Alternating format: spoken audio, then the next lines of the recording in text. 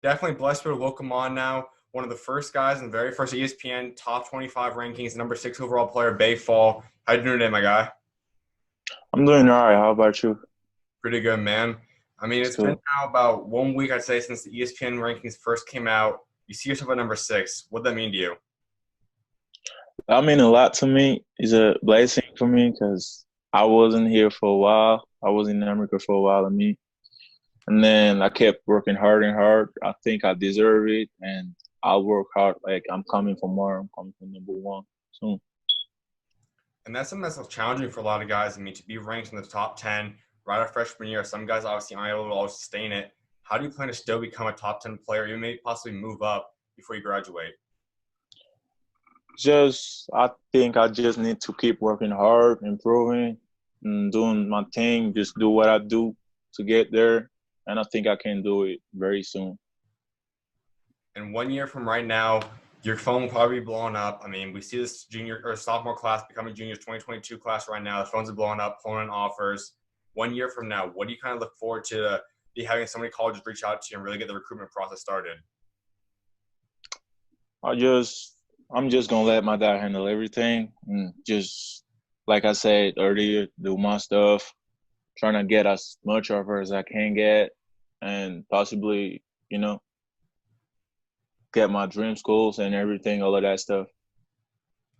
And right now, you're currently sitting with already having Georgetown, you have Minnesota, you have Kansas. I mean, you have a lot of different stuff coming in right now. What do those mean to you? What's it like having those offers at this point in time? Those are real blessings because not a lot of people get to have offers. Just go free scholarship, play sports, and like study at the same time for free. And then I think I worked hard for that. I've been working hard for that like for a while, and I think I deserve all of that stuff. And yeah, I'm ready to get more and more. And that first offer, I believe, that came in was Minnesota. I mean, take us to that day. What was it like learning that you're going to be able to have your school paid for? Um, it was actually a surprise because I didn't even know like Minnesota was recruiting me at that time. I was eighth grader, but I was playing with the 16U team. It was an Army tournament in Atlanta. We was playing early in the morning, and then before we go, we was having breakfast at the hotel, and then my dad came up and told me that I got offered by Minnesota. I was like surprised because I wasn't ready for that at that time. I wasn't expecting it, and it happened. So thank God for it. Absolutely, man. And we go back just a few years ago. You weren't even playing basketball. I mean, you were still obviously honestly then ago. I mean, you were playing soccer. What led Yeah. to the shift? Why did you decide to go from soccer to basketball? It was just people, because I was growing so fast, and then I was tall for a soccer player. And then people start telling my parents and my brother that I should have played basketball, that I was gonna be good at it. Then yeah, I started, and my brother there was a day, I got out of school, and then like he told me to go see a coach. We went there, we talked to the coach. The next week, the following week, I went to practice, and yeah, I loved it. And there's clear differences between obviously American basketball playing out there and I mean, for you, what does that kind of system look like? I mean, today guys might just go to the local park right next door to them. They might go to a club team at a beginning level. For you, how many courts are there out there? How did you kind of learn about the game of basketball? I think like it's just me and my brother back home. He started first. I was just doing like after hours workout. I was just working out pretty much all the time after I get out of school, before I go to practice, after practice. We've been working a lot about my game because he knows something about basketball. And I got like some people that mentored me, told me about the game, and then teach me how to do stuff. Yeah, that's how I got better and better every day, practice after practice, workout after workout. I've been just giving everything I can to just get better every day, and I'm gonna keep on doing that. And there's always funny stories. I know of guys the first time they pick up a basketball, obviously they sometimes struggle with layups, they sometimes struggle with that. What's some of the funny stories you have from that experience? The first day of me going to play basketball, it was funny because the first thing that it made me do, it was teaching me how to dribble basketball, and then they let me play with some guys after that. And then I catch the ball. They told me the rules, like you should not like go like without dribbling and all of that stuff. And then like I started like picking the ball in the triple line, trying to make a layup. I jumped and I slammed the ball on the backboard. It was funny, like everybody was laughing and stuff. You've obviously improved a lot since that point. I mean, it hasn't been that many years. It's been 3-4 years. How have you been able to grow so much as a basketball player? Like I said before, it was just working hard, learning about the game, and people telling me you should do this and that, and then like knowing that I'm good at shooting or just rebounding or something, keep improving and just getting better at that.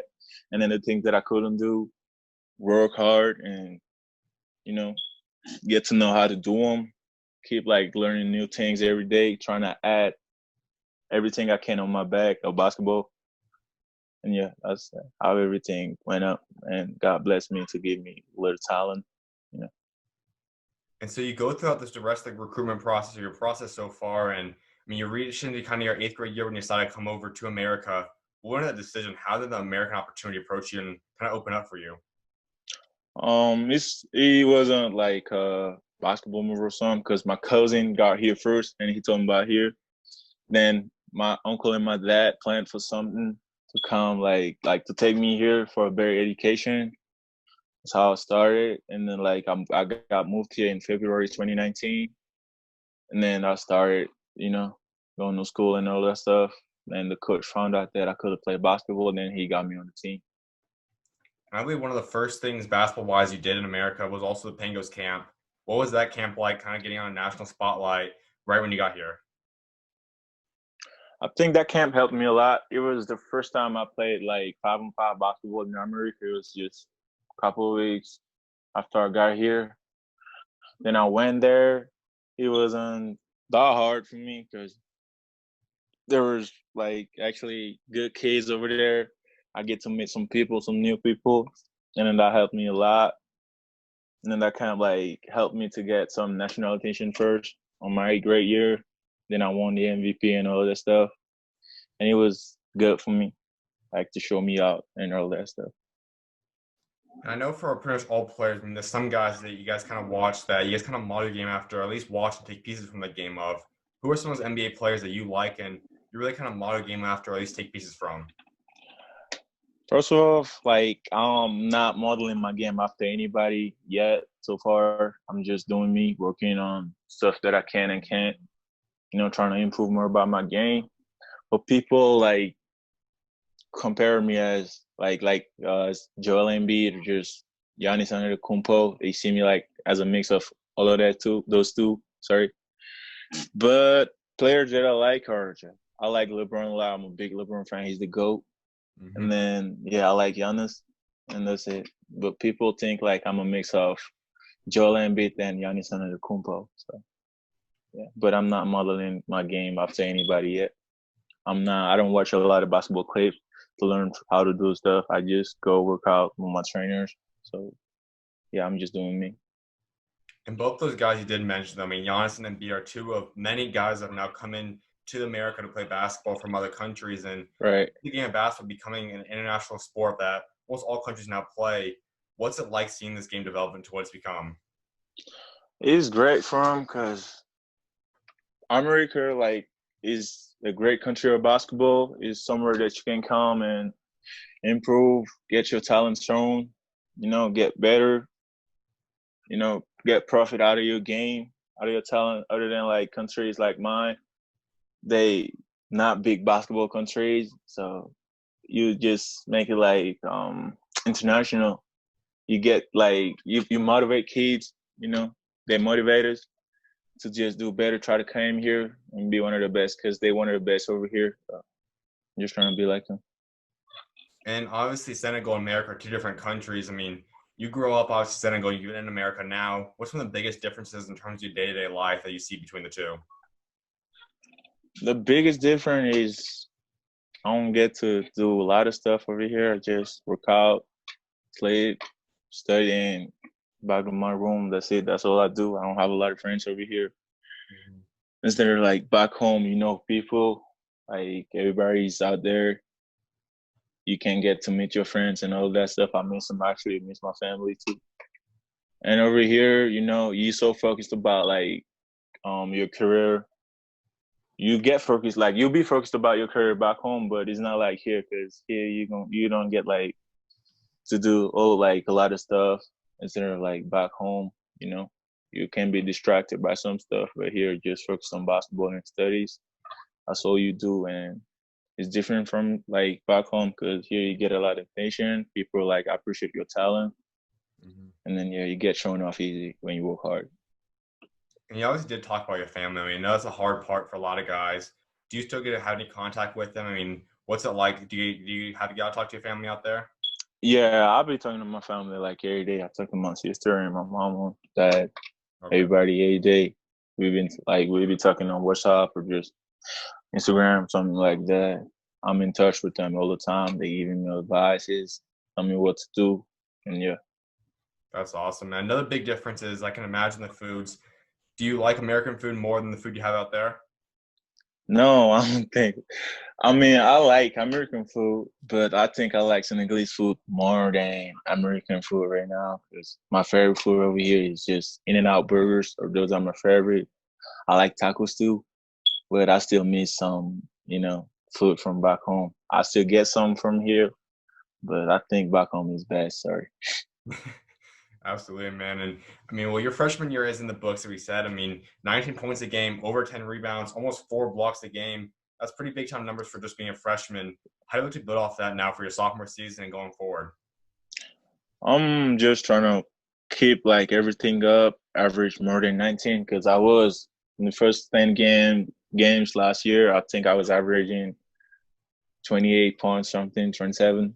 And then I think I can do more my sophomore year. I'm coming for everything. I'm working hard and then trying to like average more than I was doing last season. Just keep everything up and up like my whole high school career. And your cousin, obviously, as you said, came out here before you. You guys are teammates now. What's it like? How's your bond grown throughout your time now being teammates? It's good. It's like all right because I got to like build a relationship that's really solid and strong between me and him. We didn't get to have all of that when we was back home. But right here, I'm living with him, playing with him. On the same team, and he's good. He's nice, and then, like yeah, I love him, and I appreciate being with him all the time. And you look forward now, you're going to be a player that's obviously highly recruited. You're going to have opportunities to play wherever you want. And in terms of high school, I can imagine schools probably have already started reaching out to you about potentially wanting to play a pro Yeah. schedule, play a national schedule. Mhm. Is that something that's appealing to you for rather your junior season than your senior season? Uh, Not yet. I'm not looking like for that yet because I'm planning to stay at Lutheran sophomore year, and then yeah, I'll just. I'm not trying to like join a powerhouse just to be like shown off or something. I'm just trying to show like off my talent, on my own, like do my own stuff, make story. Because I think if I keep being in here, I can make story. Do what's like what has like been never done over here. I can't do that. But about all of that stuff, transferring or just going to some national team is just all like up to my dad because he tells me what to do. I'm just listening. I'm just gonna keep playing the Lutheran until he tells me like something to do, or just keep playing the Lutheran. So That's huge, man. And another big deal for you eventually, as we talk about, is your recruiting decision. We're going to go to college, but a lot of people say 2022 or for sure by 2023, you will be able to probably go straight to the NBA if that's what you want. Is that appealing to you? I'm like I said, like all of that is not coming like tomorrow or just in 2 years. So I'm more focused about like what's from now. But a lot of people think that I'll not be going to college. They think I'm going like straight to the league or just go pro. But it's not now. Like when it's time to do all of that, take all of those decisions. I mean, I'll talk to my dad and my family. They know what's best for me, and then I'll just do what's best for me. But yeah, I think I'm not so focused about that yet. A lot of people are so focused about that, they be thinking that I'll be going to the league straight. My dad just told me that some college coaches told him that they're afraid like to give me a scholarship because I'll probably not never like play college ball or something like that. So it's funny, but I don't know what I'm gonna do yet. And you have talked about it a lot. I mean, you value academics a lot, and that's something that's the cool thing about the G League route is something that they do offer you to go to college still, if that's what you want to desire and to pursue. And that's a brand new thing this year now. So for guys, it's not something maybe you just don't want to consider, but overall for the game of basketball, is that a good thing for basketball to have the G League route available? Yeah, I think yeah, cause like my dad, he like likes like academic stuff like a lot, and then like I want good education. Everywhere I can go, I'm looking for that, and I'm looking like I like architecture a lot and engineering, so I'm looking to just grow that on me because basketball career is like it's not something that's like really safe. Sports career, I mean, because you can get injured anytime. You don't know like where you're gonna end up at, so it's better like to have like two options, sports and academic stuff. So I'm just looking to have like good education. Yeah. Couldn't agree more, man. And I mean, just talking to you obviously now, you obviously speak great English, especially for only being out here a little over a year now. How have you been able to get so used to the English language as well as now English being, I believe, your fifth language? Um, I think what helped me the most about like learning English it was rap songs back home and my dad because I've been learning English pretty much like in end of fifth grade, sixth grade. And then my dad be teaching me how to speak, how to say stuff. And then I've been listening to rap songs a lot. That helped me a lot actually. That was helped me like to kind of speak a little bit of English. So yeah, rap songs helped me a lot. And a lot of guys that come to America try learning English say that rap songs help a lot. I mean, just take us through that. How exactly do you take a rap song and use the English language you learned there? I mean, how does that kind of translate? It's just that every time I was like when I was back home, every time I've been listening to some rap song, American songs, I was just trying to know what they meant or just what they're talking about, what they're trying to say. So I go to YouTube, look up to the lyrics, translate it, and then yeah, try to speak it as best, like as better as I can. Yeah. Mm-hmm. What would you say was your go-to rap song, your favorite song to listen to? Um, I listen to a lot of Lil Baby is my favorite rapper. Yeah, I listen to him a lot. I like Roddy Rich and Juice WRLD. Gotcha. And I mean, when you talk about learning this many languages, I mean, you also have a couple different tribal languages you were able to learn. I mean, take us through that. How were you able to learn those languages growing up as well? Back home is different from here because here, like, probably most of the people just know only one language. But back there, you just born with like two, three languages because of like the tribal stuff. Because my mom's tribe and my dad's tribe is different, so I got to like know the language of my dad's tribe and my mom's. Then like I was kind of born with French, so it was easy for me to get to know all of those languages, and I'm willing to learn more and more and more languages that I can. That's huge, man. My last thing before I let you go is when you look at your legacy, both on the court, off the court, what do you want that ultimately to be? What do you ultimately want to be remembered for by the time you walk away from this game? The thing that I want to do is like help my community. I want to be remembered for that, you know, help a lot of people back home and everywhere around the world. You know, be one of the greatest to ever do it on and off the court. Just try to do it like LeBron because I like what he does. Like on and off the court, he helps his community. You know, make things happen. That's what I'm trying to do. Help like kids back home. They got talent because I'm from a small town over there. They got talent, but they don't have the opportunity to show it off. Something like that. Trying to just help them like show that to the world. Like I'm trying to do more and more. Help my community. Everybody that can get profit out of my like game or whatever. You look back out there at home, Senegal. How much talent is out there? Yeah. How many other guys do you see being potential NBA guys? How many guys would you say are out there that you see being high level major prospects or at least or maybe even professional players? A lot of guys out there are talented and they got everything to do it, but they just cannot like show it or something like that. They don't have the opportunity to show it. But whenever they get here or just everywhere they can go, they like that can like help them show their talent. That would be great. A lot of guys have talent over there. It's not a big basketball country or some, but soccer is like kind of the dominant sport over there. but basketball is great over there too. But there's a lot of guys that can play, that know about the game, and I think if they were here, they'd be high major prospects. A lot of them, a lot. That's crazy, man. Well, definitely appreciate you taking time to come on, my Yeah. guy, and can't wait to see what God's got in store for you from here on out. Thank you, man. Appreciate it. Of course, man. Anytime, man. You always welcome on, man. God bless. All right. Take care, man.